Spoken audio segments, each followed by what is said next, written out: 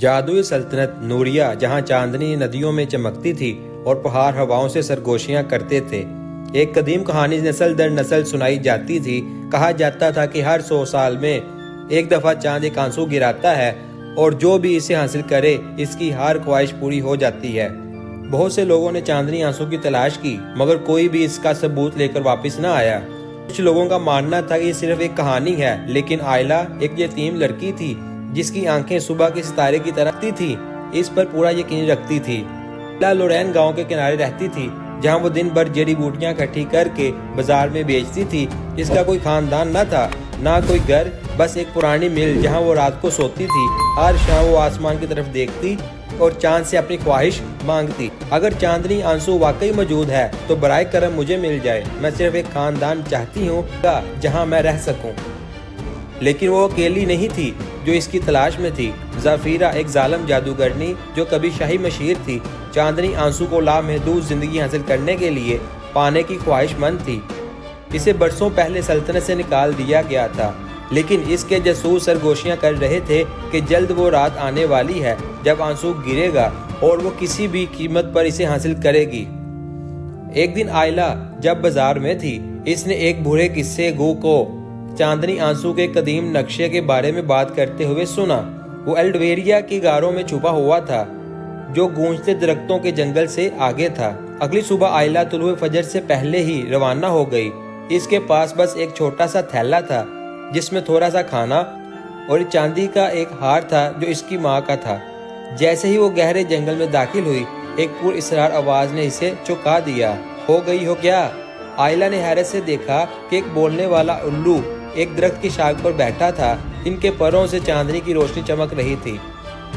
میں سولاس ہوں، الو نے کہا، اور میں جانتا ہوں کہ تم کیا تلاش کر رہی ہو۔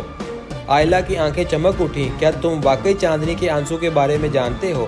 سولاس نے سر ہلایا۔ ہاں، لیکن یہ سفر خطرناک ہے، تمہیں مزید مدد کی ضرورت ہوگی۔ وہ دونوں آگے بڑھے یہاں تک کہ وہ چاندنی کی لہروں کے کنارے پہنچے، ایک وسیع دریا جو بہت گہرا تھا۔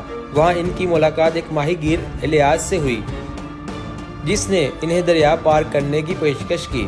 میں نے بھی چاندنی آنسو کے بارے میں سنا ہے، الیاس نے کہا، مگر زفیرہ کے جاسوس ہر جگہ ہیں۔ اگر اسے ہمارے مشن کے بارے میں پتہ چل گیا تو ہم خطرے میں پڑ جائیں گے۔ جیسے ہی ان کی کشتی دھند میں تیرنے لگی، آئلہ نے ایک عجیب سی سردی محسوس کی، کوئی انہیں دیکھ رہا تھا۔ جب وہ ایلڈویریا کی غاروں کے قریب پہنچے تو اچانک زفیرہ ان پر حملہ آور ہوئی۔ یہ خوفناک مخلوقات تھی جن کی سرخ آنکھیں اندھیرے میں چمک رہی تھی۔ جب سب کچھ ختم ہوتا دکھائی دیا تو ایک نقاب پوش جنگجو نمودار ہوا جس کی تلوار ستاروں کی طرح چمک رہی تھی۔ اس نے مہارت سے زفیرہ کی فوج کو شکست دی، پھر آئلہ کی طرف متوجہ ہوا۔ تم بہادر ہو مگر صرف ہمت ہی کافی نہیں ہوگی، اس نے کہا۔ تم کون ہو؟ آئلہ نے حیرانی سے پوچھا۔ جنگجو نے کچھ لمحے سوچا، پھر اپنا نقاب ہٹایا۔ یہ پرنس کائل تھا، سلطنت کا حقیقی وارث، جسے سالوں پہلے زفیرہ نے دھوکے سے غائب کروا دیا تھا۔ زفیرہ کی طاقت بڑھ رہی تھی۔ کائل نے خبردار کیا، وہ جانتی ہے کہ آنسو گرنے والا ہے، ہمیں اس سے پہلے وہاں پہنچنا ہوگا۔ ایلڈویریا کی غاروں کے اندر ایک قدیم قربان گاہ تھی جہاں چاندنی آنسو گرنے والا تھا، لیکن وہاں ایک آزمائش تھی، صرف وہی جو خالص دل رکھتا ہو آنسو کو طلب کر سکتا تھا۔ زفیرہ وہاں پہنچ چکی تھی، اس کی آنکھیں تاریکی سے بھری ہوئی تھی۔ یہ آنسو مجھے دے دو بچی، اس نے غصے سے کہا۔ تمہاری خواہش بے وقوفی ہے، میں اس کی طاقت سے ہمیشہ کے لیے حکومت کروں گی۔ آئلہ ایک لمحے کے لیے خاموش رہی۔ اس نے ساری زندگی ایک خاندان کی خواہش کی تھی، لیکن جب اس نے کائل، الیاس اور سولاس کی طرف دیکھا تو اسے احساس ہوا کہ وہ پہلے ہی ایک خاندان پا چکی تھی۔ اس نے لرزتی ہوئی آواز سے سرگوشی کی، میں چاہتی ہوں کہ سلطنت زفیرہ کی تاریکی سے آزاد ہو جائے۔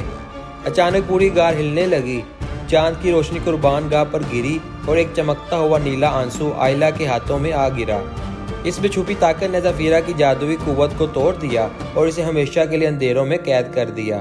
جیسے ہی صبح طلوع ہوئی، آئلہ نے ایک گرم روشنی محسوس کی۔ پہلی بار اس نے خود کو گھر میں محسوس کیا۔ کائل نے اس کے کندھے پر ہاتھ رکھا۔ تم نے صحیح فیصلہ کیا آئلہ، اور تمہاری وجہ سے نوریہ میں امید دوبارہ لوٹ آئی ہے۔ اور یوں چاندنی آنسو کی کہانی ہمیشہ کے لیے یاد رکھی گئی، نہ صرف ایک جادوئی خواہش کے طور پر بلکہ ایک کہانی کے طور پر جو بہادری، قربانی اور سچے خاندان کی تلاش کے بارے میں تھی۔